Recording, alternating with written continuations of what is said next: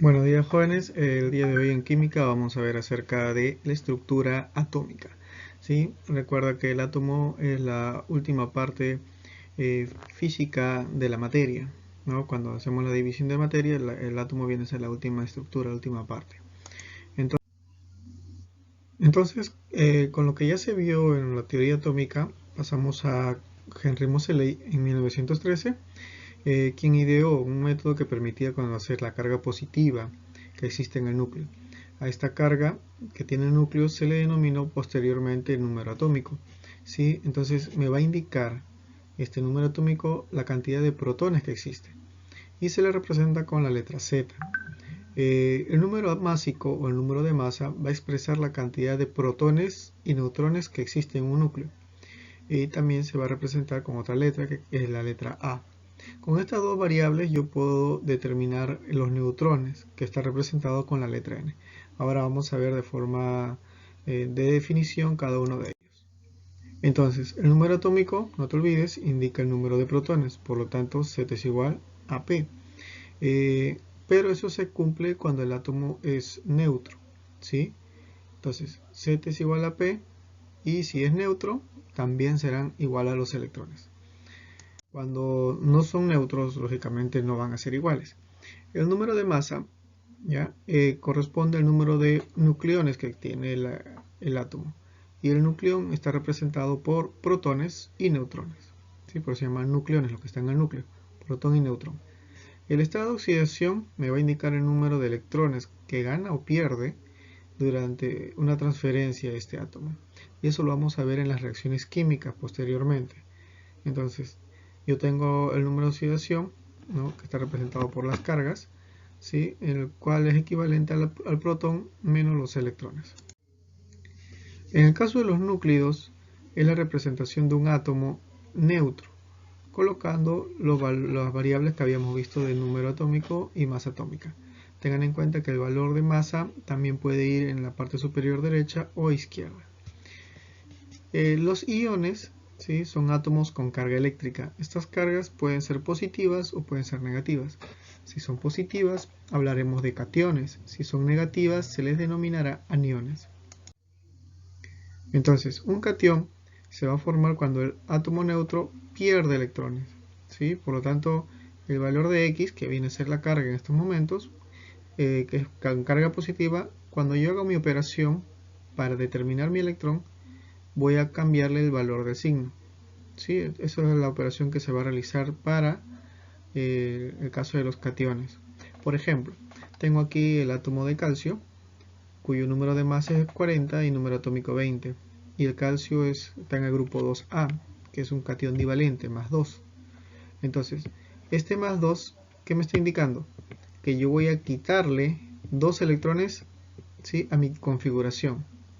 Entonces, si mi número atómico es 20, por lo tanto mis electrones serán 18, porque esto me indica que voy a quitarle 2. En el caso del anión pasa lo contrario. El anión tiene una carga negativa, como vemos ahí en la gráfica.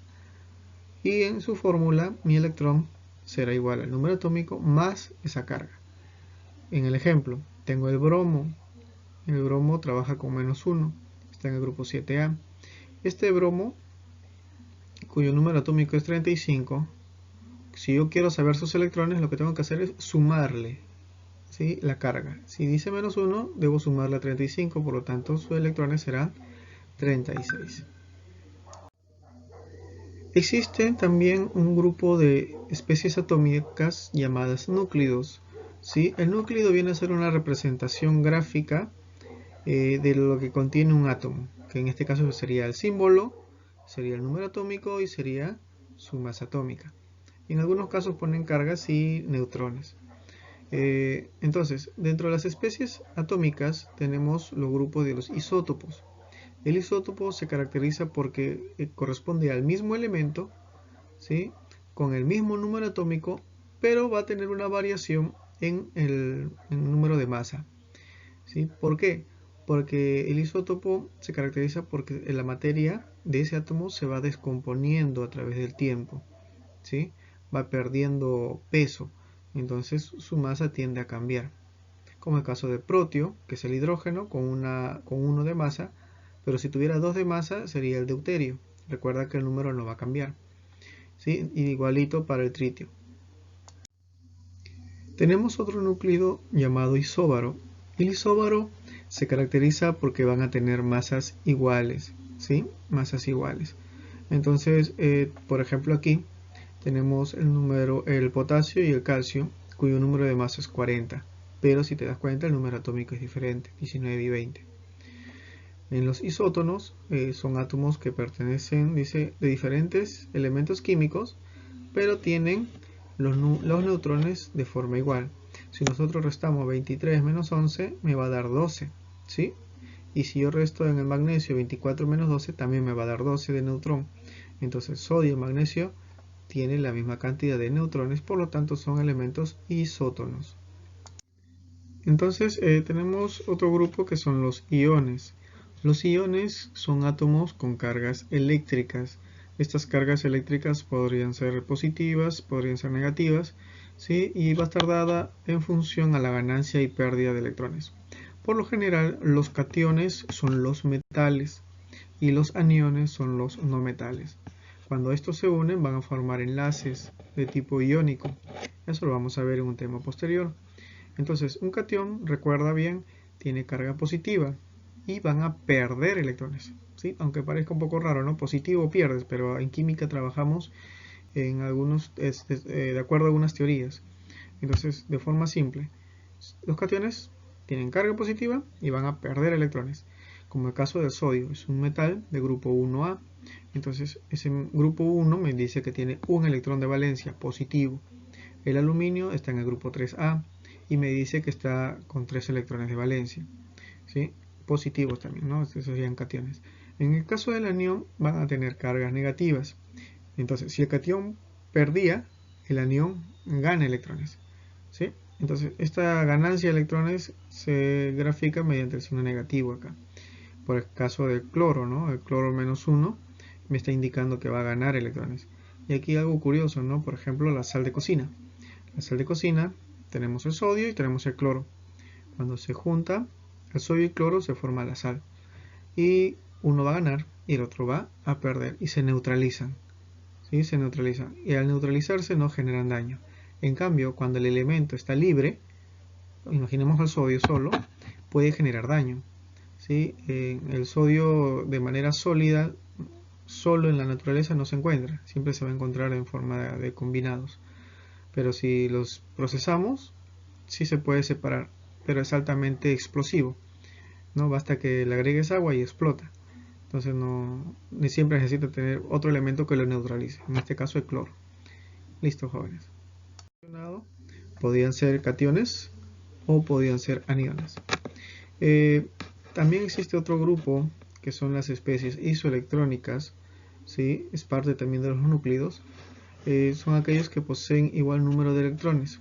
Si te das cuenta en la gráfica hay diferentes elementos, diferente número atómico, diferentes cargas, diferentes masas, pero al hallar su cantidad de electrones, yo me doy cuenta que los tres elementos que están ahí pueden tener el mismo valor de electrones. Por ejemplo, tengo número atómico 8 para el oxígeno, pero es un anión divalente. Entonces, este anión pasa sumando, entonces ya no será 8, será 10, y ahí tenemos la respuesta. El sodio, grupo 1A, trabaja con un catión monovalente, ¿sí? Más 1, pero este más me dice que lo va a restar. Entonces, si yo tengo 11, voy a tener 10 electrones. Para el aluminio, también es un catión trivalente, más 3. Entonces, ese más me dice que va a quitar electrones. Entonces, si yo tengo número atómico 13, le voy a quitar 3 y por lo tanto tendré 10 electrones. ¿Sí? Entonces, aquí nos damos cuenta que los tres elementos son iso, que significa igual, y electrónicos, electrones. Pero en cambio sus protones serán diferentes, al igual que su número atómico. Listo, jóvenes, hemos llegado a la parte de la actividad.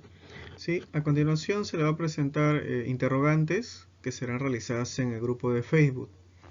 Entonces, en el grupo de Facebook no voy a ubicar ninguna pregunta, solo pondré la imagen y el número de la pregunta que voy a dejar en estos momentos. Entonces tu trabajo va a ser en la sesión ver el video completo y de ahí empezar lógicamente a responder. ¿Sí? Trata de poner solo un comentario, ¿sí? en párrafos de acuerdo a lo que se te está indicando. También evita darle like a todas las imágenes que yo suba, porque a veces los estudiantes no cometen el error de darle like a todo. Y cuando yo visualizo el Facebook es como si cada uno estuviera dando una respuesta. Entonces me quita tiempo estar verificando en ese sentido. ¿Ya? Entonces, ¿cuál es la pregunta? Dice que es un ion, ¿sí? Ya lo hemos tratado anteriormente. Que es un catión, qué cosa es un anión, ¿sí? Hay que identificar la forma conceptual. Que es un núclido, que son las especies isoelectrónicas, ¿sí? ¿A qué se denomina especies isoelectrónicas? También en la otra pregunta corresponderá qué cosa es un isótopo, ¿sí? Porque lleva ese término isótopo, que es un isóbaro. Igualmente, qué cosa es un isótono, que es un núclido, y a qué le llamamos nube electrónica, ¿sí? De repente en los contenidos que hemos visto no están los conceptos completos, ¿sí? Pero podemos apoyarnos del internet. Puedes buscarlo en el Google o cualquier otro tipo de página que es un buscador para que te ayude a fundamentar tu respuesta. Y sobre todo, evita, ¿sí? estar copiando la respuesta del otro compañero. Si tú ves que ya ubicaron una respuesta, trata de dar de otra página de repente con otro mejor contenido. Y si hay alguna observación que te haga, por favor, trata de modificar tu respuesta. ¿Ok? Entonces, nos estamos viendo hasta una próxima clase, joven. Cuídense bastante. Hasta la próxima semana.